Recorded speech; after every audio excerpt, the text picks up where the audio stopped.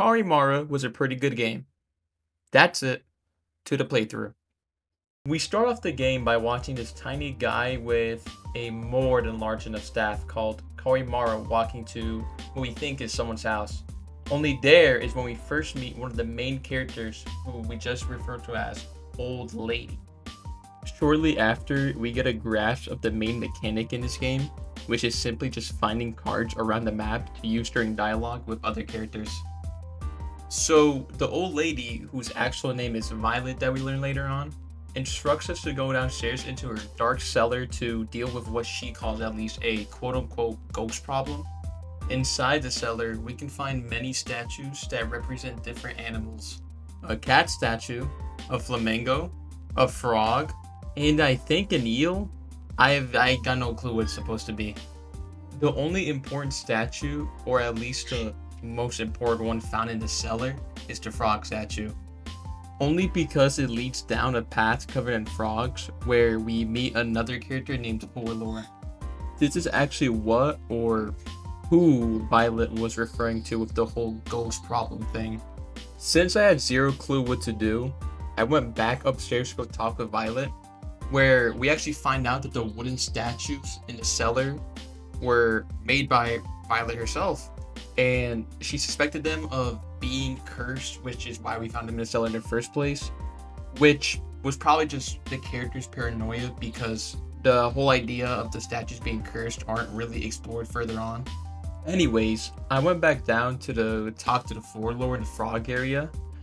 Stupidly enough, I thought Violet was the one who killed them, and that was on zero grounds of evidence. Picking the wrong answers, this spiritual creature shows up. Then I pass out. Waking up, this time I went to go find new information so that I didn't mess up the whole ordeal again. This time I found a suspicious hole with eyes in it, and this dude would literally attack you for any dialogue option except for one which I didn't unlock yet. I decided it was finally time to leave the house and go check the outdoors, where we find the next character, the owl, or her name is Pansy, which, FYI, all the characters in this game, you're gonna be named after flowers. With Pansy, her main characteristic is she's just an ass, just to be an ass, like, she's just rude. Besides the way she talks to us, Pansy actually lends us some very important information, especially about the chest that Violet has locked inside. She hints at the idea that whatever's inside has to hold some form of connection to Violet herself. A little detail in the game that I really liked was the jump scare when I was going back down to the Forlore. It wasn't anything too crazy, I didn't get scared like crazy, but it was good enough for me to talk about it. I thought it was nice. At this point, I got lost on how to progress in the story, so my first idea was just to go back up to the eye hole and see if any of the cards would trigger an event. Trying to do this, I failed again and again and again until I selected Rose Ship, which finally made this dude actually leave his little hiding spot. We learned this entire time this has been a dormouse in his hole, but I didn't know this now, but he will be one of the most important characters we meet in this game.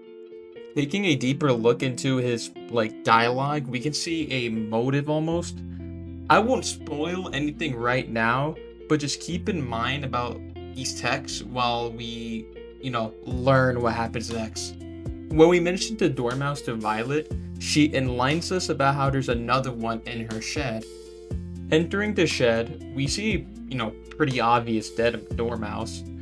Connecting what we already know, we can, it's very safe to assume that this is Papa Dormouse, Leaving the back of the shed, we get even more stuff, like a grave. Now you might be asking, whose grave is it? I got no clue. Or, at least not now. Mentioning the grave to Violet, she gets visually upset and just doesn't even respond at all to it. Instead, she tells us to pick up a key so that we can open the chest that's next to the cellar entrance. After picking up the key, we can finally open the chest to find a doll called Lavender. For a small recap, the characters we found already have been Violet, Pansy, the Dormouse, and Lavender, which, if you didn't catch already, Lavender has been the full lord that we've been speaking to this entire time. As usual, we talked back with Violet to ask about Lavender, but to no surprise at all, there's zero response given. Back to the 4 lore, we failed again this time, but they did mention how we're very close to finding out who actually killed Lavender. At this point, I'm scrambling on trying to find out more clues that can actually help me, but talking to characters like Pansy or really anyone else, there wasn't really a general direction that was being pointed to. Or that was the case until I started spam clicking and I found the last and most important card for this investigation, which was the owl statue. Well, why was it important? Remember what the Dormouse said? He was going to use a quote-unquote wooden punch to get revenge on his dad. Well, this is the only statue that, first off, is thrown out, and also seemingly isn't with the rest of his other animal companions. This idea is further backed up with how Pansy mentioned how Violet was putting blame on the statue for Lavender's death. Even mentioning it to Violet herself, she gets all aggressive about it. Even with all the hints thrown at me, I was so stupid enough to think that I was missing a piece of the story, mainly the weapon that killed Lavender. There was a card I was missing, which just so happened to be an axe. This isn't some just ordinary axe either. We learned from Pansy that it was actually Violet's axe, furthering how her and Lavender were actually strong warriors before Lavender's death. Now, I thought I had the whole story understood at this point, so I simply just went back to the 4 lore to see if I can fix anything. And I still got it wrong. I tried doing another combination where I said Pansy killed Lavender, and I was still wrong. I was lost, and I still had no clue what the answer was. For the next 20 minutes, all I did was just walking around trying to find out what the actual order was. I started to retrace steps like opening up the chest where the Lavender doll was to see if there was any details I was missing. I felt so lost. No matter what I did or what order I was placing the cards, nothing was turning out to be right.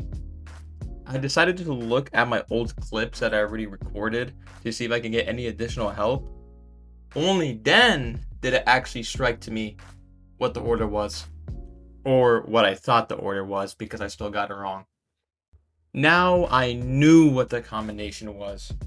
Dormouse is who killed Lavender, since he's the only character we ever meet in the game that had a real motive to kill anyone. The murder weapon, which is now basically guaranteed to be the owl statue, was the last thing we needed to complete the puzzle. We talked to the 4 lore, enter the right cards, and boom. My God.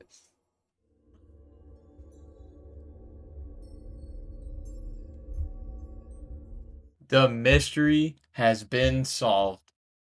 Lavender wakes up in a spiritual form and finally reunites with Violet.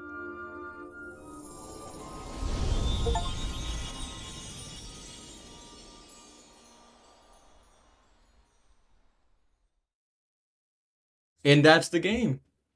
Carimara was such a beautiful story. The characters all felt unique, and the ambience definitely made me feel like I was being watched the entirety of that game. Overall, the game was really good, and I highly recommend anyone playing the game. There really isn't much else to say. Bye bye.